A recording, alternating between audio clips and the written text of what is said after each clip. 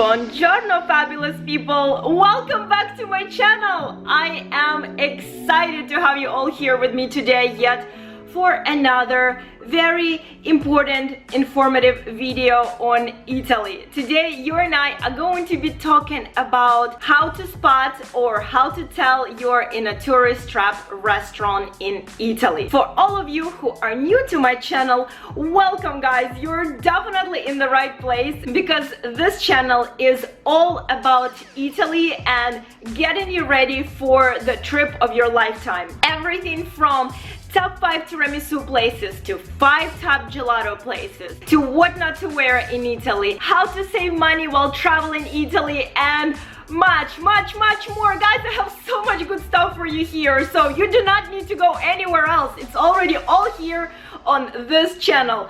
All you need to do is press that subscribe button right here, and this will allow you guys to not miss any new videos that are coming out on my channel weekly. So this channel will really give you all the best information on Italy and prepare you for a trip of a lifetime. I moved to Italy, oh god, I don't even know how many years ago, and I've been happily living here ever since. I didn't move here for love, I did not move here for a job, I moved here for Italy, specifically for Rome, where I've been happily living and I hope this fairy tale will last a lifetime because I'm definitely not going anywhere. By the way, before we begin, can you please do me one favor? Can you please press like button for this video? If not yet, if you want to just, you know, kind of keep this in mind and see how this video goes, that's fine. I will ask you at the very end, but I would really appreciate it. And alright guys, let's get to it.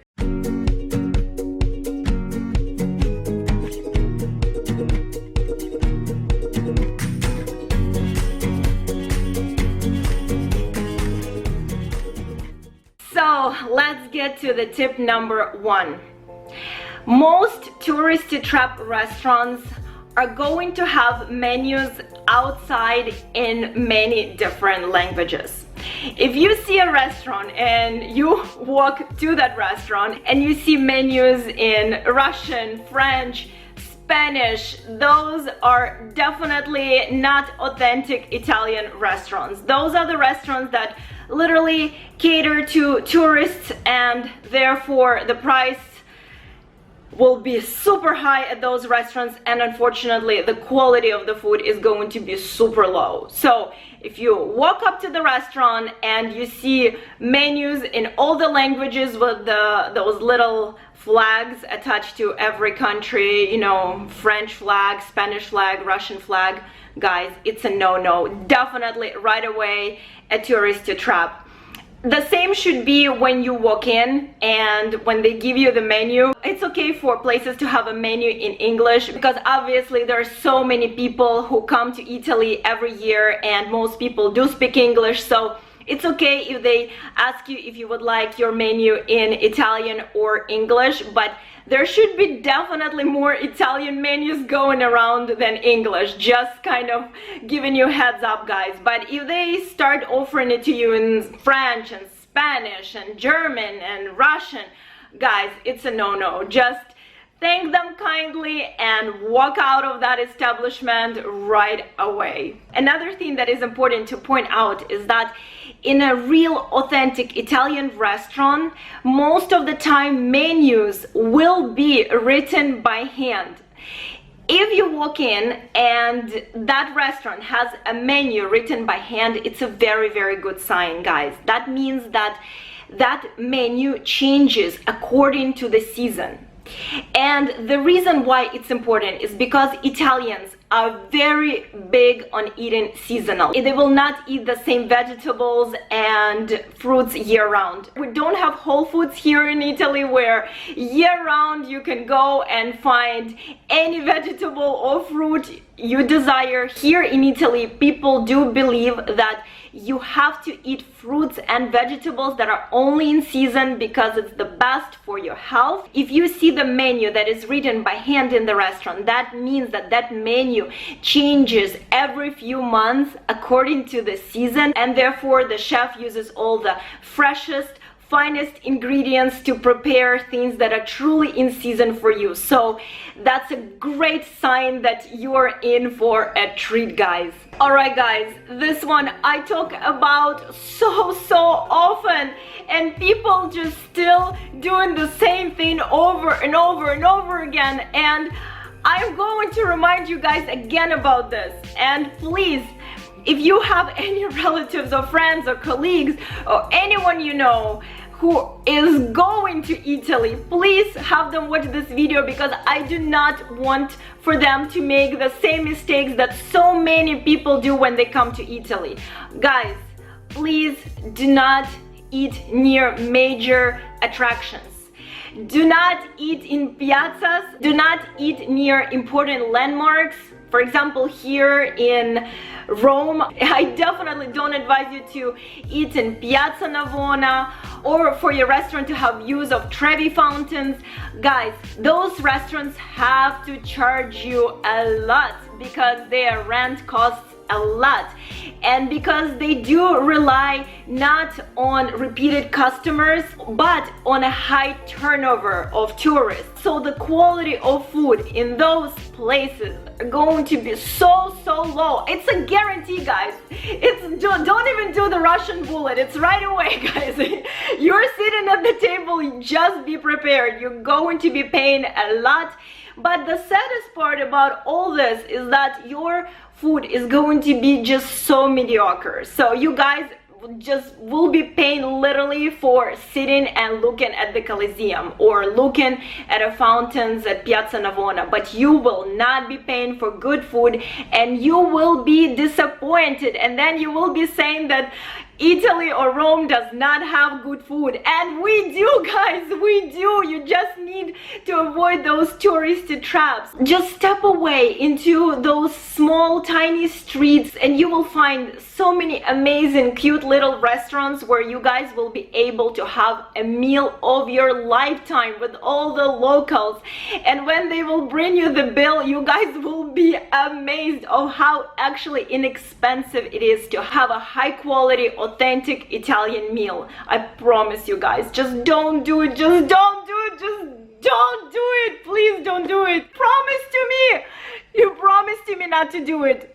All right, let's move on to number 3. All right, this one might be very obvious, but still I'm going to say it.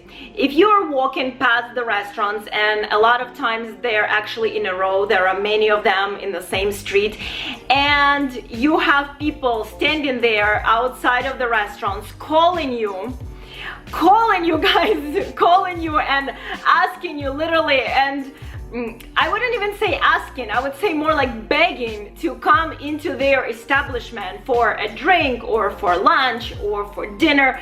Guys, keep walking, don't give them any attention, don't even try to talk to them, don't even try to be nice and keep saying no thank you, because those people are trained, guys, to get you in, I promise. And I feel bad because they feed on our niceness. I don't know if that's the word. Is that the word?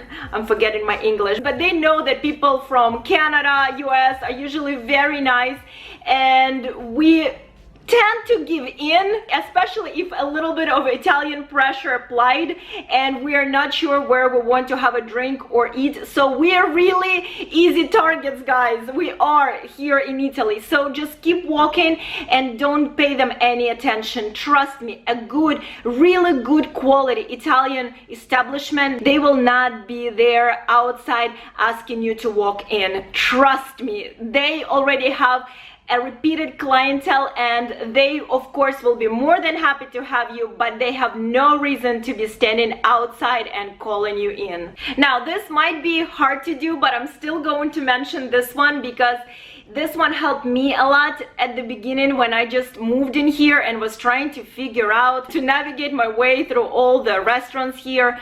Guys, usually when you walk into the restaurant, the language that you want to hear mostly is of course Italian. If you walked in and people at different tables mostly speak in different languages, you hear right away English, you hear maybe Spanish or German or Russian, and sometimes you can't even understand what the heck are all these languages, that is a sign that it is a touristy restaurant. So make sure when you walk in and just stand there for a few seconds, try to pretend you're looking at the menu and listen to what is the language you hear the most. If it's Italian, that's a good sign, guys, because Italians, they know their places, they know them well, and if you hear mostly Italian, yes, that is a good sign. Next one, I don't even know how many tips I already gave you, so I'm just gonna roll with it, just keep giving you more and more. Another telltale sign if a restaurant is a tourist trap, if you open the menu and, for example, see prosciutto with melon in February, or artichokes in June. That is not a good sign, guys. Remember how I told you that Italians eat very seasonal, whatever is in season, that's what they're going to have. It's definitely something that was frozen before, so I would not dine at a place like this. The season of artichokes here in Italy is from end of November, mid-December to the very beginning of May. That's it, guys. Outside of that season, we do not have artichokes. Restaurant owners literally take them off all the menus, so you cannot find one single artichoke in the city unless it's frozen or marinated. It is serious, guys. Italians take their food really seriously. I'm not kidding you, guys. This is a serious deal for them. So when you open the menu, make sure, I know that maybe you are not as familiar with the seasonality here, but make sure that you see things that are in season, that are just in season. And if you're not sure, just question your waiter. And if it's still not the same quality that you want, guys, don't be afraid to tell them. Don't just accept it. Preheated microwave food. If you don't like it, don't be afraid to voice it. I know you're in a different country, but guys, you're paying for this. So trust me, you have the right to tell a chef or your waiter that this is just not acceptable and you don't accept the meal like that. And just tell them this is not acceptable and this looks like it's been microwaved or defrosted. Don't be afraid, guys, to tell them that. Of course, don't be rude, say it in a nice way, but trust me, Italians would do the same exact thing. Italians would never put something in their belly that is not to their liking or something that they do not like. Plus, guys, you do not want to have all these empty calories, right? You're in Italy. Every calorie needs to be spent right, guys. So make sure that you're eating quality, guys. All right, let's move on to the next one. Whew, that last one fired me up so much, guys. I need to calm down. I just really want you to have the best time here.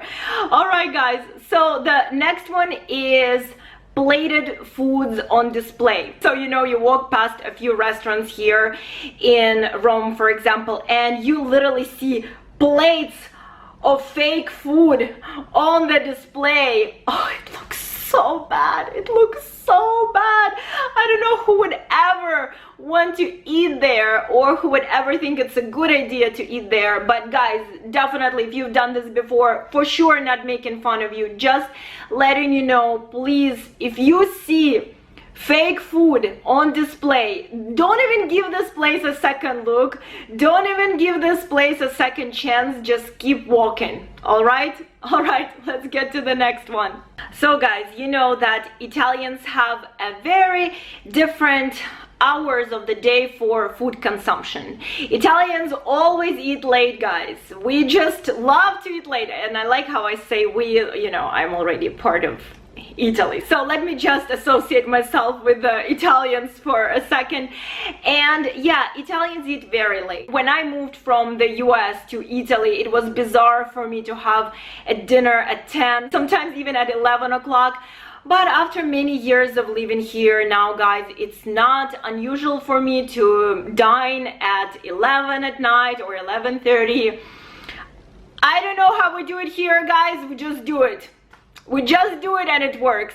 Anyway, guys, the point is, when it comes to lunch, Italians will not have lunch before 1 o'clock. That I guarantee you for sure.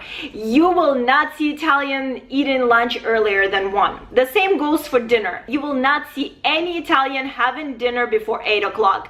That's the very, very, very beginning. 1 p.m. for lunch is the very beginning. It's very normal to see Italian even walking in and ordering lunch even at 2 p.m. And it's normal for Italians to have dinner at 9, 9:30, 10, even 10:30. It's not a big deal. But the earliest that you will see Italians having lunch is 1 and dinner at 8. So if you're walking past a restaurant and you see people sitting there and having a lunch, let's say at 12 or 12:30, or dinner at 7, 6:30. Most restaurants here, the traditional authentic ones, won't even be open at 6:30. Most of them open 7, 7:30. So if you see already tons of people in those restaurants at 7, 7:30, guys, this is not a good sign. I know a lot of people tend to think that if there are tons of people in the restaurant, then it's a good sign. That means it's a good restaurant, but it also has to be at the right time, guys, in Italy. So if you see tons of people in the restaurant at 7 p.m. or 7:30 p.m., guys, those are not Italians. Those are probably your fellow Americans or Australians or Canadians. So guys, I really want to warn you when it comes to going to the restaurant, because there are a lot of people there. It's a good sign if it's during the hours when Italians have lunch or dinner, but it is not a good sign if it's during those times when Italians for sure will not have a meal. So remember, lunch between 1 and 3 and dinner between 8 and, guys, all the way into the night. The restaurants here do not close at 10 p.m. like they do, you know, in a lot of places back home. The restaurants here at 10 o'clock, they will still accommodate you like they would if it was at 8 o'clock or 8:30 or 9. So yeah, guys, the later the better. Of course, don't show up there at 12 o'clock, but the later the better, guys. All right, and I will give you the last one. The last one is super thick menus. Guys, in Italy, we actually have a distinction between a restaurant and trattoria. So a restaurant in Italy is considered a place where you can find food of all the different regions of Italy, because remember that in Italy every region has a completely different food. It's not just pizza and pasta all over Italy. It's very, very different. Cuisine varies, guys, with the region here in Italy. So the restaurant will give you the entire spectrum of dishes from all over Italy. Now trattoria will only offer dishes of that specific region, guys. So if you're heading to Rome and you will visit a Roman trattoria, you will have dishes that are specific to Rome. If you're going to be dining in Florence, in a trattoria in Florence, you will have dishes that are just specific for Florence, guys, etc, etc, etc. Of course, most Italians, they do prefer to dine at the trattoria, because most of the time people from each region, they are, of course, admire their food and they love their food and they think it's the best, and of course they would want to have the food specifically from their region. So trattorias, when you travel, to be honest, guys, is your best bet. And therefore, if you are visiting Italian trattoria, your menu should not be 100 pages, guys. It should be something very simple, very specific to that region, with not too many dishes, guys. It has to be something very, very brief and short. So if you walked into trattoria and they brought you a book that is thicker than War and Peace, and it also has the binder and all that good stuff, so it literally looks like a textbook, guys, this is not a good sign for sure.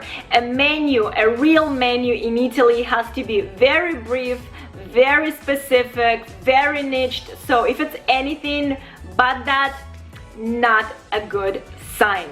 Alright guys, I think we did really, really good today. I know for sure that if you are going to take all these tips into consideration, I know for sure that you will avoid all the touristy traps in Italy. That is for sure. And this kind of tips you can apply not only to Italy but also to most countries here in Europe, guys. And okay guys, this is the time when I'm going to ask you once again to press this like button. If you haven't done it, give this video a thumbs up. I think everyone does it like this, so I'm gonna do that. I'm gonna show you how it's done. And of course, guys, I would be truly grateful if you press the subscribe button. It really, oh my goodness, really means so much to me, guys, because honestly, I put tons of effort into every video and I love getting feedback from you. I love getting your comments and I love meeting you guys.